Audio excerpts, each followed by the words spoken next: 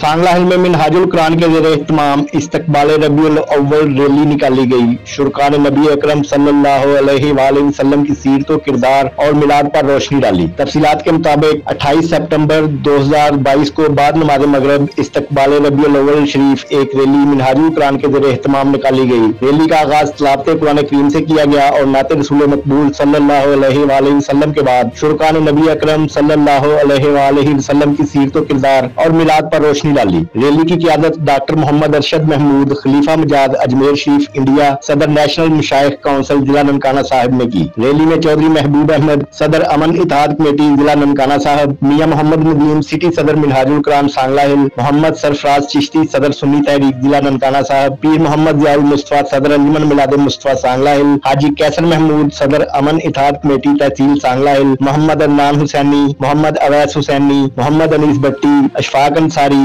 मलक काशिफ, मोहम्मद साजिद भट्ट, खालिद महमूद वशाही कादरी, पीर मोहम्मद जुबैर शमसी और कसीर तादाद में आशिकाने नबी ने शिरकत फरमाई। रैली के इख्तिताम पर मुल्की सलामती, अफवाज पाकिस्तान और सिक्योरिटी अदारों की सलामती के लिए खुसूसी दुआ फरमाई गई।